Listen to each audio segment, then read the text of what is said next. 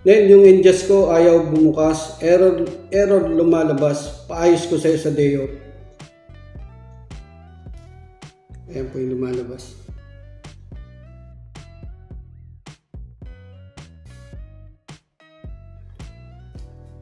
Yo, what's up mga kabayan? Welcome back sa aking channel, OFW Nonoy. Bali, sunod ko pong i-share na video is kung paano ma-recover yung ingest account natin. Ayan, pag nangyari po sa inyo to yung temporarily block, ayan. Nag-message kasi yung kasamaan ko. Ngayon yung ingest ko ayaw bumukas, error lumalabas, paayos ko sa'yo sa day off. Ayan, shoutout sa'yo, Chard. Pagka na-experience nyo na po itong error na temporarily block, huwag nyo na pong ituloy mga kabayan kasi hindi nyo na po yan mabubuksan. Ang gawin nyo, tatawag na po kayo sa hotline. Ayan, bago po pala kayo tumawag sa hotline, screenshot nyo muna yung error kasi itatanong yan kung ano po yung reason ng error. Screenshot nyo yung nag-error. Tapos, yan yung personal details lang naman tatanong, ikama, birthday, at mobile number. Okay, simulan na po natin. Login lang kayo sa Ingest mobile app nyo. Sa Ingest, may dalawang procedure yun pag mag-login na yan. May wallet, saka ito, ikama. Yung isa naman, username ilalagay nyo. Paglagay ng ikama, click nyo na yung login. Ayan po yung error. Sorry, the user has been blocked temporarily. Pagka lumabas na po yan, tawag na po kayo sa hotline. Close nyo lang yan. Screenshot nyo po muna. Ayan, para meron po kayong reference pag nagtanong yung customer service. Close nyo yan. Pag lumabas na yan, click nyo explore. Tapos contact us. Ayan, pindutin nyo lang po yung logo ng telepono. Tapos call nyo lang yan. Sundan nyo lang instruction. Mayroon pong Pilipino na makakausap. أهلا بكم في شركة إنجاز لخدمات المدفوعات. للغة العربية اضغط الرقم 1. Welcome to Injaz Payment Services Company. For English, press 2. Injaz Payment Service Company. Maligayang pagdating sa Injaz Payment Services Company. Para sa Tagalog, pindutin ang bilang na 4. Yan, huwag kang sasalta. Ang pagsumbong sa mga pananalating transaksyong nakawan. Pindutin ang 1 para sa mga katanungan. Pindutin ang 2 para sa mga reklamo at suhestyon. Pindutin ang 3 para sa pag-uulat ng nawala o ninakaw na Injaz Medad card. Pindutin ang 4. Paumanhin, hindi ka pa nakagawa ng pagpili. Ang pagsumbong sa mga pananalating transaksyong nakawan. Pindutin ang 1 para sa mga katanungan. Pindutin ang 2 para sa mga reklamo at suhestyon.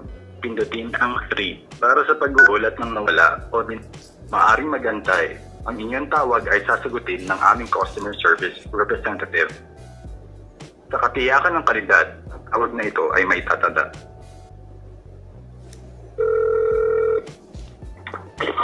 Welcome po sa Injaz. Si Romel Binaro po ang paglilingkod.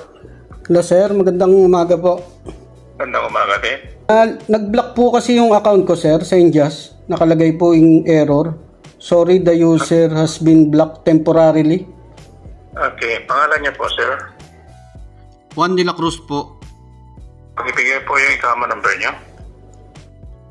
0123456789.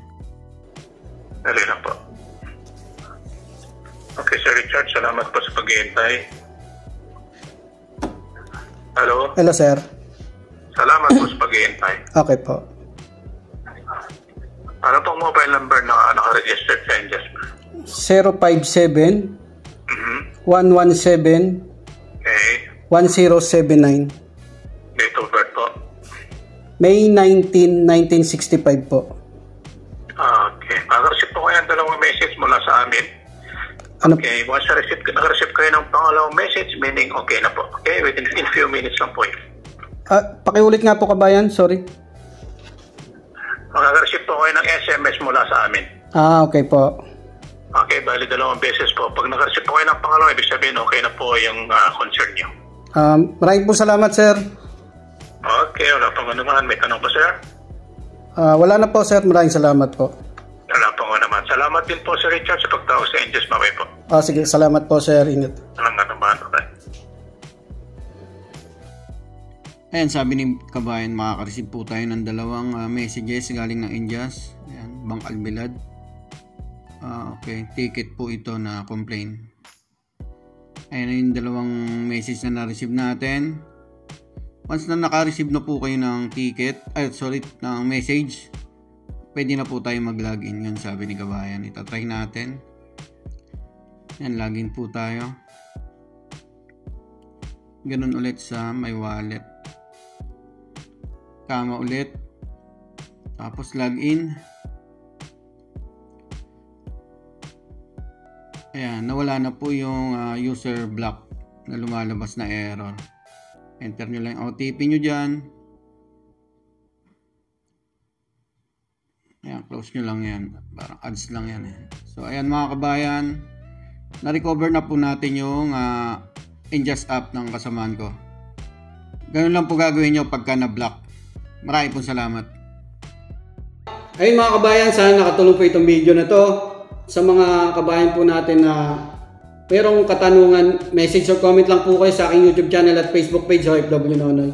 Nasa comment section po yung link at saka nasa description po ng video. Maraming po salamat.